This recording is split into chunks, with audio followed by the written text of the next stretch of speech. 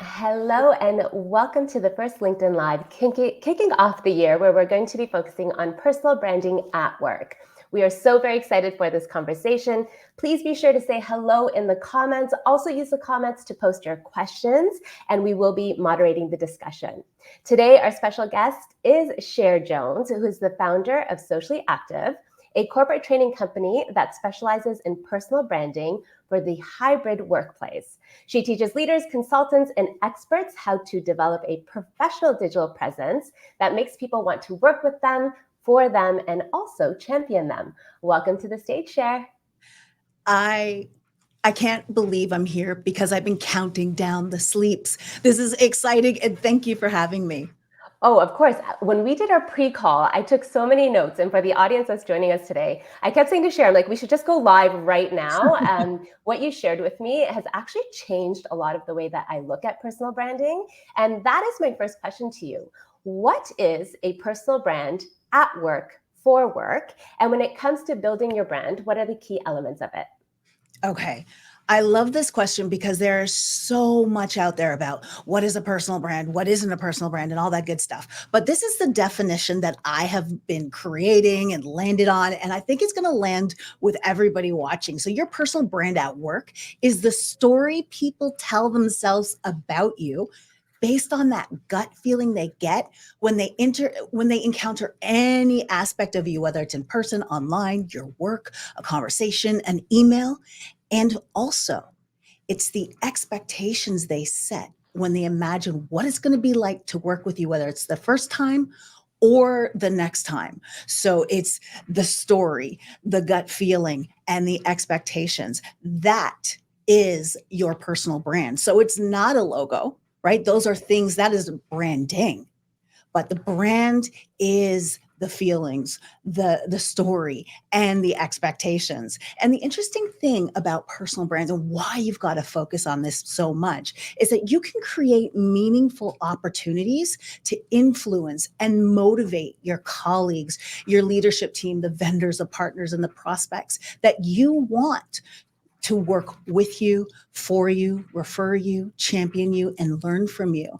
And they'll choose you simply because they can confidently predict the kind of experience or outcome they're going to get based off of what you shared. And that's why it's so important to master that message. And that's where I would really want to dig into is no one's going to start talking about you unless you talk about you. But the question is, what are you going to say? And that is where you need to start. I get so excited about this. And what I love about what you just said, it's the story that people are telling themselves about you. But the Yeah, beautiful part about that is that you get to shape that story, right? exactly. And then what you're also saying is it's their expectations of when you work with them, what the expectations that they have. And then for us, it's also being consistent and meeting those expectations, right? Or even exceeding those expectations. So there's lots of things to think about here. Now, I want to talk about personal branding and your personal brand and also social media. Yes. Right? So, how important is it having an online presence for shaping our personal brand?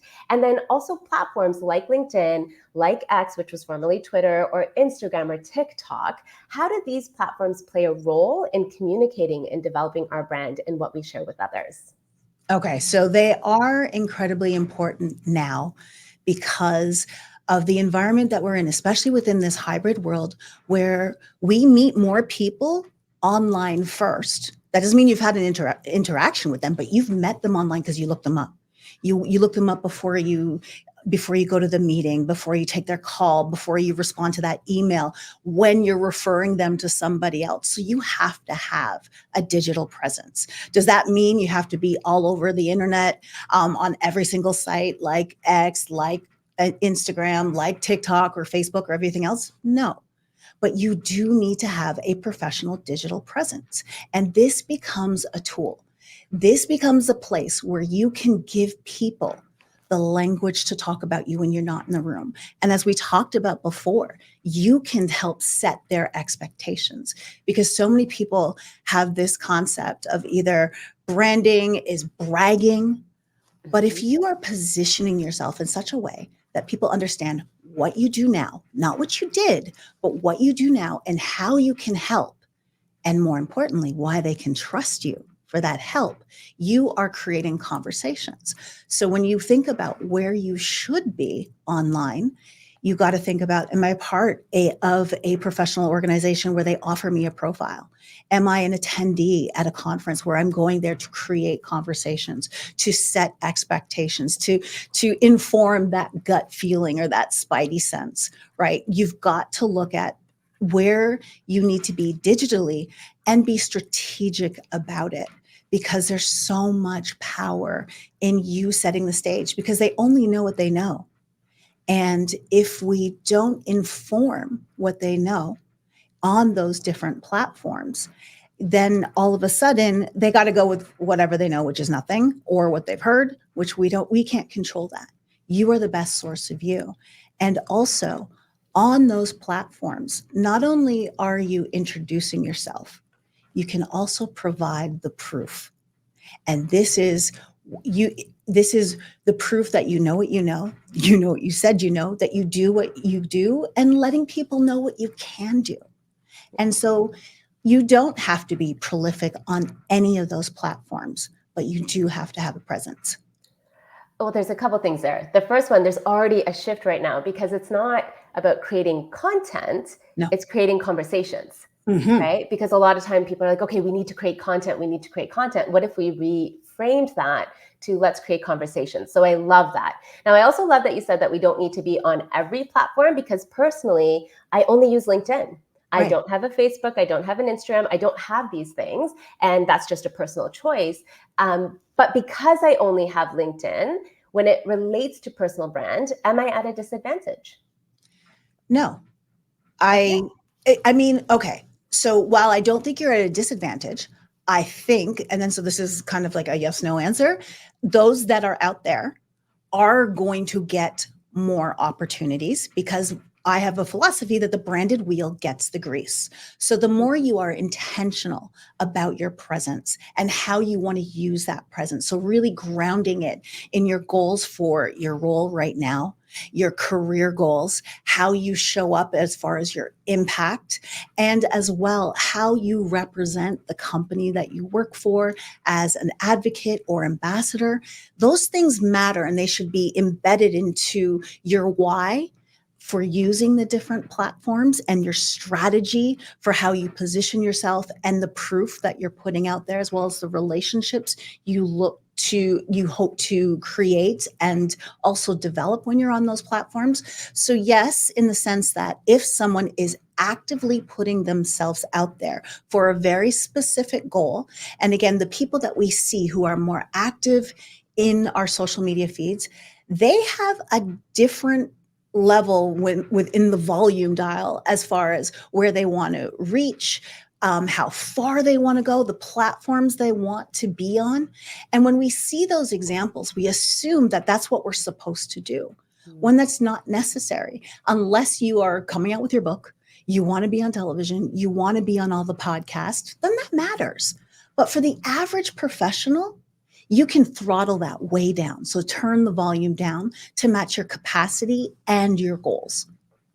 I love that you said capacity, right? Because at first I was like, Cher's trying to tell me I need an Instagram account, but no, that's not what you're saying at all, No. because capacity matters, and also where you feel most comfortable. But I want to build on what you're saying, especially as it relates to the volume piece, because I want to talk about authenticity. Right. Right. And this is going to be a two-part question, because I've got some thoughts on the second part. But Mhm. let's talk about authenticity and personal brand.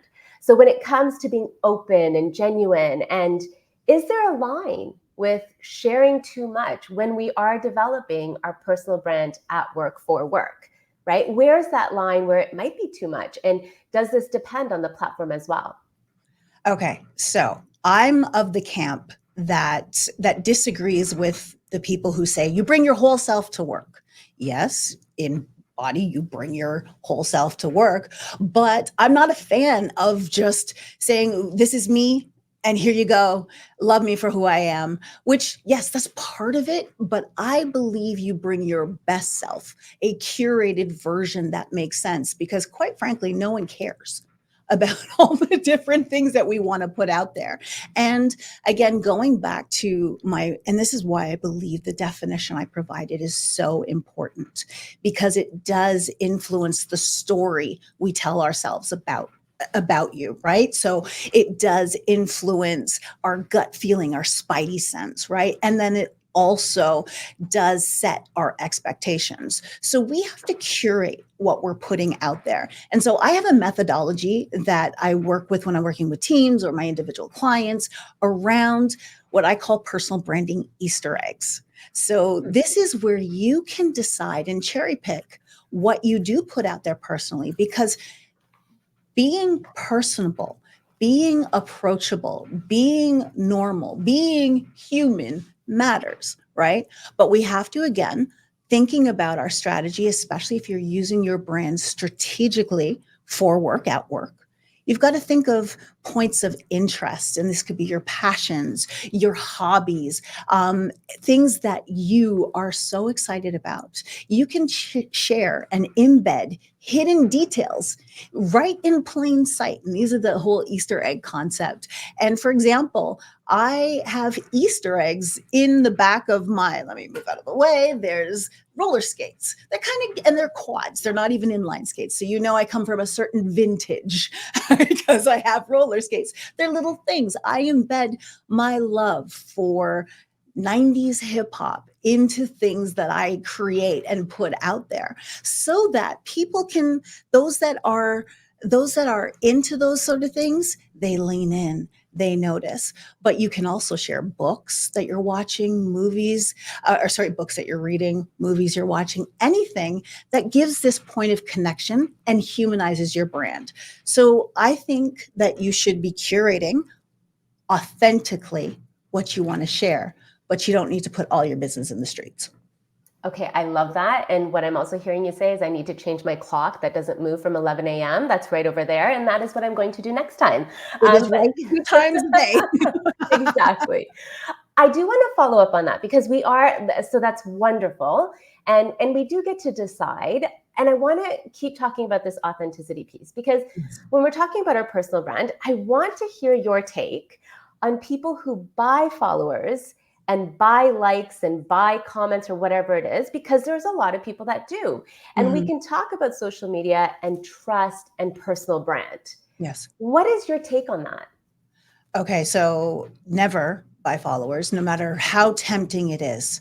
It is never going to help you in the long run. And especially because when we consider how the algorithm works as well. So one, fake is fake. Just like your brand should be real, so should be the people following you. I would rather have 100 people who really love what I have to say and really want to engage and interact with me on that level, rather than 10,000 people that I purchase with my credit card, because you too can have 10,000 followers if you got the coin for it, right? So the other thing that we're dealing, and I love the fact that you bring up this question, because now, even especially now with AI, anybody can look like they are an expert, right? And that, with blog posts that they wrote, right? And I'm a fan of AI as an assist. I'm a fan of AI as that assistant that's helping me take it to the next level. My thoughts, my ideas, and planting seeds and all that stuff. That's great.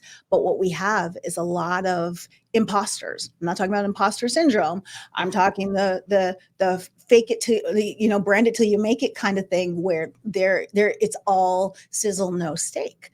So these people are 2 clicks deep or 2 prompts deep in their knowledge. So what we need to recognize now, when we are creating content or getting opportunities just like this one, where we can actually show the depth of our knowledge and opportunities, or the depth of our knowledge and experience and our ability to apply it. And that's where you're going to see those who, like the cream of the crop, rise, because they can apply what they said that they know. And that's proof. So we're in a very interesting time where it's easy to fake it till you make it. But listen, we can tell. I agree. And what I'm also hearing you say, it's that substance piece, right? Yes. It's that quality over quantity. And if we go back to how you responded to the first question, it's well, you can do this, but now people have expectations. And then when you show up, do you meet those expectations? And that might be a question if you put forth a certain image and then you can't meet those expectations. I want to remind our audience, again, thank you for joining. If you have questions, please pop them into the comment box. I've got 2 more questions and then we're going to go over to our audience. My next question to you, Cher, is as people move forward in their careers and we go through these different changes professionally, how often and how should we be tweaking our personal brand? Okay, so your personal brand should reflect. So it's interesting because there's different aspects to your personal brand, right? So you have to evaluate where you are now. How can your brand help you in your role? So what do you need to do to position yourself? Let's say, for example, you have to attract talent to your team. You are a subject matter expert and you're going out there and you are speaking on stages or presenting internally, because you have to recognize that as we kind of default to public online forms for our brand and our content. But even when we think about the digital presence question, have you updated your internal profiles to reflect, and I've said this before, what you do now?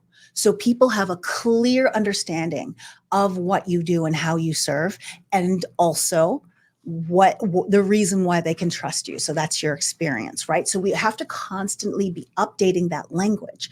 But also when it comes to building your brand, because remember, we're influencing how people feel and the expectations they have. Well, maybe there is another skill that has been dormant at work, meaning you're not using it at work, but you want to do this more. You want to leverage this knowledge, or perhaps you're in a position where they should be asking you for your input. They should be inviting you to a seat at the table in these meetings and boardrooms and opportunities, and I call them the hidden opportunity network as well.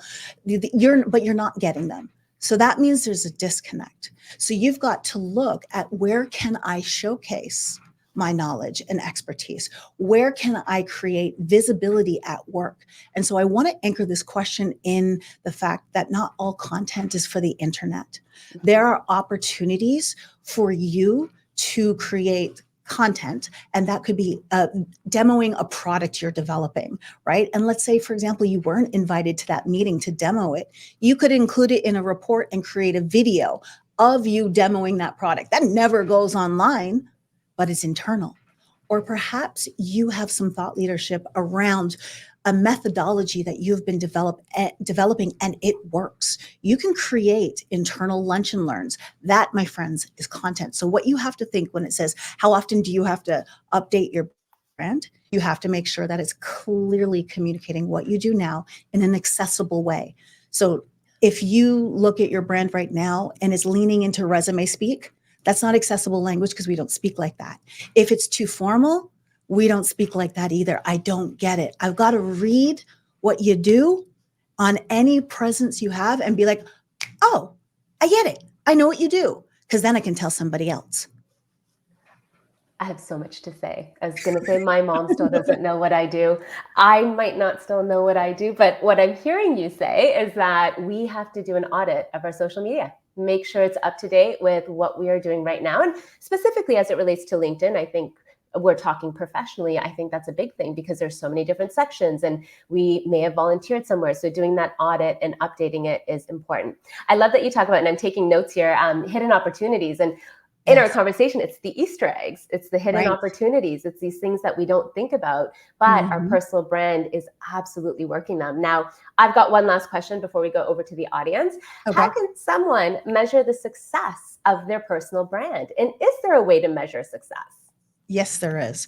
So it's not as, I don't default to the likes and all the comments and if someone's sharing you and stuff like that on the internet, because there are a lot of people who have a prolific personal brand within the place they work, but they're not active online. Yes, they have a presence, and yes, I can find information about them, and that's important. But their brand doesn't necessarily need to be active on LinkedIn. But here's the thing. You can measure it with these 5 KPIs that I've developed. Okay. So if you notice as you've worked on your brand and you will notice it, because I believe with my heart of hearts that if you upgrade your brand, you will change your life. I'm dead serious about that. I believe it. And you can't tell me nothing. I believe it. So these are the 5 things that you will start to notice as you work on your brand. Okay. 1, more people will want to work with you, right? People will want to work for you, right? People will want to refer you, champion you, and learn from you. If you see increases, and I guarantee if you work your messaging so people understand what you do and how you can help them and why they can trust you, you will see an increase.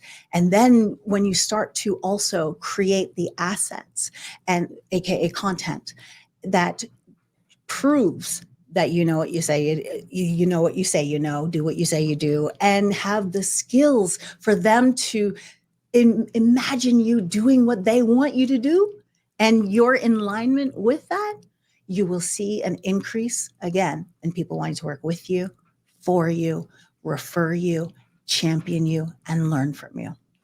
Oh, I love that. Thank you, Cher. We've got lots of questions coming in. I'm going to go to the first one.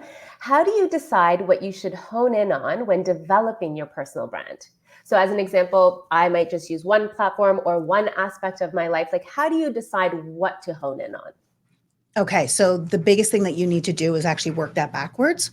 Oh. What are your goals? What is it you want to? Because now you're positioning your brand around your goals, and you've got to cherry pick that best information that will. And you look at your goals, you look at the audience of that goals, and how do you want to make them feel when they encounter your brand? So that will help you immediately decide, what do I have to lead with? Because I want people to also remember, because there's so much pressure out there around describing yourself. First of all, you want to get hyper focused on what you do. We don't need to do about sections that are general for everyone messaging, because no one gets there, no one cares. You become relevant when you clearly put out there the problems that you solve, because problems are dog whistles. Those who have the problems will listen and want to read more. And then that's how you can then craft or influence their feelings based off of the facts that you share. Is it, Cher, fair to say, now you've said it's how do you want to make them feel? Is it Yes. also fair to say, what story do you want them to tell themselves about you? Yes. Because picked off by you sharing that that's what it is. They're telling a Exactly. story about you. So maybe also thinking about, okay, what story do you want them to tell Yeah. themselves about you? Is that fair to say? 100%. You want them to tell the story that, I think that she's the one who can help me solve this problem or get this done or do this, that now the story I'm thinking about is, I'm not going to have to worry about that because you have it under control. You can handle it. So these are the stories that we can influence. And when you have the proof and the language, you set those expectations. Beautiful. Okay, lots more questions coming in. How do you gauge just how personal you can and should be? Can you provide an example of things that may be too personal? Okay. Great question. It is a great question. And so what's too personal for one person may not be too personal for another. So for example, if you are a divorce coach and you are sharing information about your divorce online and how messy it was, but then you connect it to, and this is why I learned the things that I do so that I can help my clients avoid the mess, right? So that is personal, super personal, but it's relevant to the story. It's relevant to the conversations you want to have. It's relevant to the expectations you want to set. But for me, I'm not sharing details about my divorce, right? Even if it was amicable, which it was, but I am not doing that. So it's such a, it comes back to, and if we go back to my original definition, if that becomes your North Star in your personal brand, what am I sharing something that will make someone tell a different story that I don't want them to tell about me to themselves? Is it going to influence their gut feelings as well as the expectations they have about me? Is that a need to know? And that's how you can evaluate whether or not you should go with it, because there are some personal stories that you can connect, and they could have been something that are more personal, but if you can make the bridge, okay, bridge it over, and know that it will, in the way that you're telling the story, positively improve the story that they have about you and the connection that they have with you, go for it. Love it. Earlier you said you're like, post what you want. No one cares. No one's looking. And the thought that came to my mind was actually HR might be looking. They might be interested. So I do think we do need to be careful, depending on the platform. And I think if you don't want everyone to see what you're posting, but you do want specific groups, there are things that you can do, like the settings of your profile. It could be private versus public. So there's elements there that you can add to that. Okay, Yes, I got to touch that one. yes, So when I said no one cares, what I yes, really meant was no one cares about the basic stuff, right? Like yes. you're not going to attract their attention. But when it comes to the profile settings and stuff, listen, once you put it out there, it's screenshotted, even by someone you thought you trust, you don't know. So be careful. Don't put it out on the internet if you don't want to change your story. Oh, big point. It can be screenshotted. People can Yes. screenshot anything you Yes. write, put up. It's a big point. If there's Hmm. anyone that's joining today that's from HR, post in the comments. Do you do a scan of people that you hire and all their social media profiles? I'm just very interested to know. We're going to go on to the next question. Hmm. What strategies can one employ to differentiate themselves in a competitive market? Oh, I love that. Can you provide an example of a strong personal brand? Okay.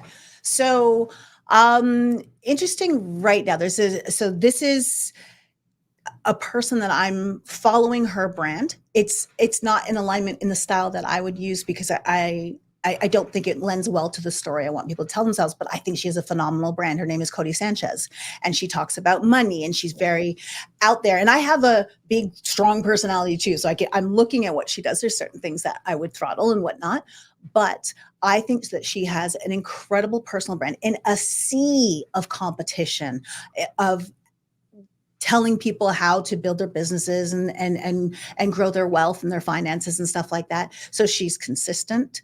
She's putting a lot of content out there. And for her brand, it makes sense because it's all about list building and selling digital products. So that's her main thing.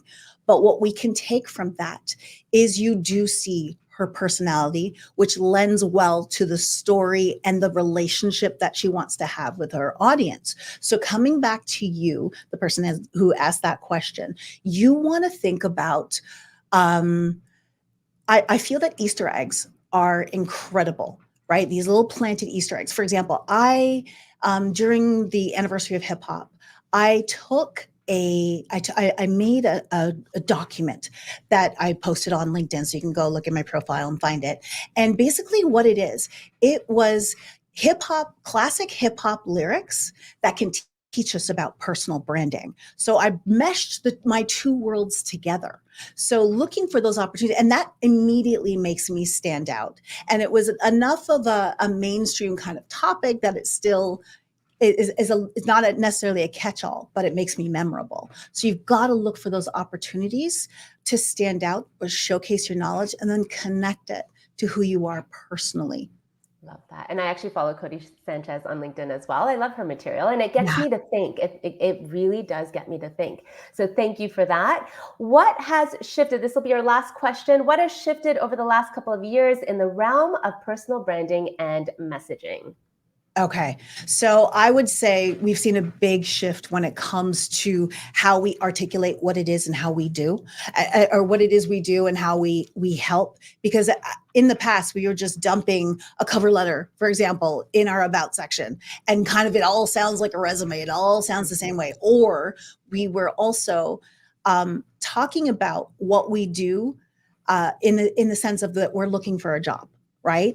But there are so many people who are using LinkedIn every single day and are happy in their roles and are trying to thrive in their roles. So knowing that our human nature and our habits, our digital habits, have evolved in the fact that we do check somebody out, check their credibility, check out who they are. We meet them before we meet them. There's a shift in how we show up. So our half of our LinkedIn profile, the top half, which I call the branding half, that should focus on your now, not your then. So it all should be about what you're doing now. Your bottom half is what you've done. And the language. So, for example, if I'm in sales and I'm talking about how I'm a closer, that's not going to help the people that I'm nurturing along the way, because now they're going to look at me like all I'm doing is trying to close this deal. But if I reframe what I do in a service-based way, and that's what I'm leading with, that's how we're seeing people are using LinkedIn as a tool, not just for job hunting, but as an everyday tool to support them in the work they do so that they can excel in their role. Cher, I love what you just said. We meet them before we meet them. And I think Yes. that in itself is so incredibly powerful in looking at what we want our personal brand to be. People are meeting you before they actually meet you. Cher, I need to say a huge thank you to you, Cher Jones, everyone. Please find her on LinkedIn, follow her, and likely other social media channels. This has been phenomenal. Thank you for your time. I also want to take a moment to thank our sponsor, TD. Our programming is possible by our amazing sponsors. So thank you to TD. A big thank you to all of you for joining today, for posting your questions in the comments. We will be back next month with another LinkedIn Live, where we are going to be focusing on ageism in the workplace. Now, right now, here at Women of Influence Plus, we have a live survey that looks at ageism in the workplace that we encourage you to participate in. We're going to be posting the link in the comments. So if you have a few minutes, please check that out. I look forward to seeing everyone again next month. Cher, again, thank you so much for joining us. Everyone, have a wonderful day, a great start to your week, and see you again soon. Bye, everyone. Thanks, Cher. Bye.